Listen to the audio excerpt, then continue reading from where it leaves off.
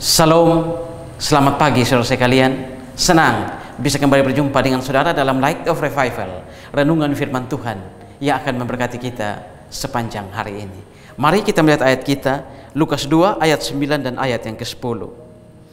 Di daerah itu ada gembala-gembala yang tinggal di padang, menjaga kawanan ternak mereka pada waktu malam. Tiba-tiba berdirilah seorang malaikat Tuhan di dekat mereka, dan kemuliaan Tuhan bersinar meliputi mereka, dan mereka sangat ketakutan.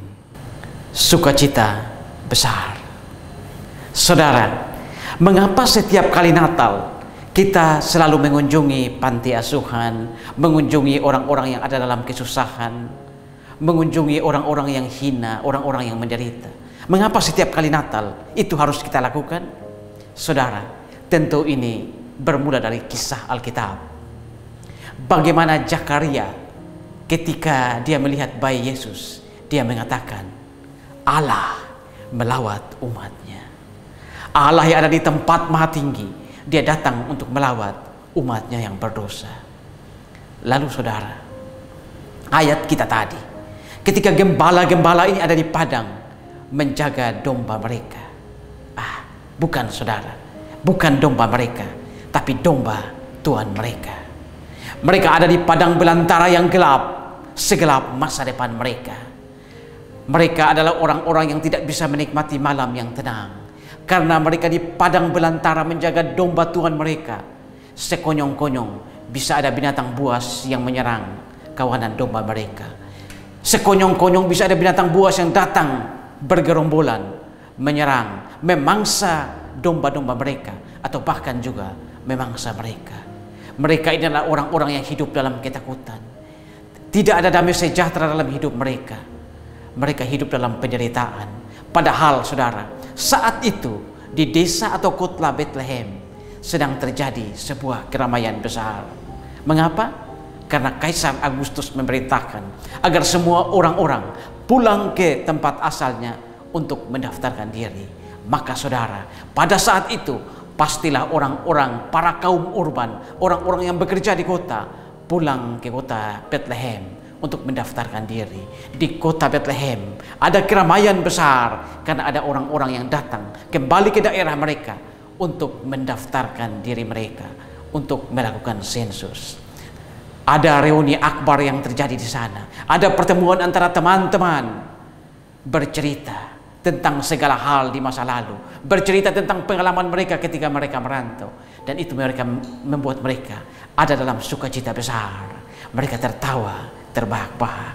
Tetapi saudara, para gembala ini, mereka adalah kaum yang terbuang. Mereka tidak bisa mengikuti acara besar di Bethlehem, tidak bisa berjumpa dengan teman-teman mereka, karena mereka harus ada di padang belantara yang gelap untuk menjaga kawanan domba Tuhan mereka. Dan saudara-saudara, ketika mereka ada di padang belantara menjaga kawanan domba mereka dengan hati yang penuh ketakutan, karena takut mereka akan diserang oleh binatang buas, tiba-tiba malaikat Tuhan muncul di situ. Tempat di mana mereka berdiri terang benderang, seolah sebuah bintang yang meledak. Tempat yang gelap pekat itu menjadi terang benderang. Saudara, mereka yang sudah ada dalam ketakutan, bagaimana mereka tidak menjadi begitu ketakutan lagi, karena tempat mereka yang gelap itu menjadi terang benderang. Apalagi mereka melihat malaikat. Adat orang Yahudi, kebiasaan orang Yahudi, apabila malaikat melihat malaikat, maka itu berarti kematian akan segera datang. Inilah yang membuat para gembala semakin ketakutan. Tetapi saudara, malaikat kemudian berkata kepada mereka, jangan takut, sebab aku memerintahkan kepadamu sukacita besar.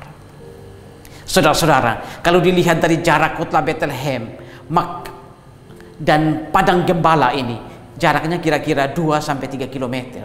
Ini berarti para gembala ini adalah orang-orang yang nantinya pertama kali melihat bayi Yesus. Bandingkan dengan para majus yang mereka melihat bayi Yesus itu kira-kira 2 tahun kemudian.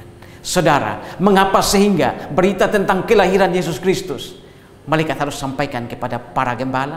Saudara, ada penafsir yang mengatakan bahwa mereka ini adalah orang-orang yang ada dalam penderitaan. Mereka ini adalah orang-orang yang kasar, orang-orang yang tidak dianggap dalam kebudayaan Yahudi.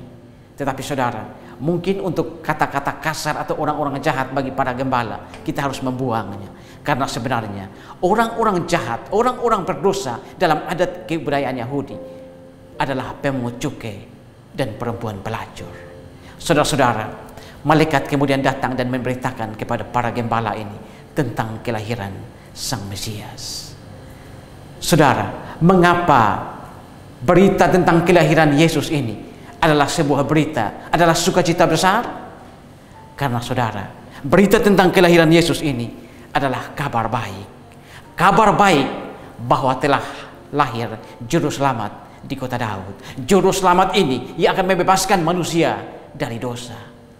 Saudara, mengapa berita tentang kelahiran Yesus ini adalah berita atau sukacita besar? Karena keselamatan besar terjadi untuk seluruh bangsa. Itulah sebabnya kelahiran Yesus adalah sukacita besar. Dan yang ketiga, mengapa kelahiran Yesus ini adalah sebuah sukacita besar? Karena dengan kelahiran Yesus Kristus atau juru selamat ini, maka keselamatan terjadi untuk seluruh bangsa. Saudara-saudara, sebenarnya pada waktu itu kata seluruh bangsa ini tidak menunjuk pada seluruh bumi, tapi ini hanya menunjuk pada orang-orang Israel. Tetapi kemudian setelah Yesus akan terangkat ke surga, dia memberikan amanat agung kepada murid-muridnya. Pergilah, beritakanlah Injil seluruh dunia. Jadikan seluruh bangsa muridku. Baptismalah mereka dalam nama Bapa, Anak, dan Roh Kudus. Saudara-saudara, lihat bagaimana berita tentang Yesus Kristus yang lahir itu disampaikan kepada orang-orang yang tidak berarti, orang-orang hina, orang-orang yang kesaksiannya dalam pengadilan tidak dianggap, orang-orang yang menduduki kasta paling rendah. Kelahiran Yesus, Natal yang pertama, adalah sukacita besar bagi semua orang. Bukan hanya bagi orang-orang besar, tapi juga bagi orang-orang kecil, orang-orang rendah, orang-orang hina. Karena itu saudara, pagi ini ketika kita merayakan Natal, bagikanlah sukacita Natal itu kepada orang-orang hina, orang-orang menderita, orang-orang yang ada dalam kemiskinan. Amin. Tuhan, terima kasih untuk firman-Mu pagi ini. Kami belajar dari kelahiran Yesus.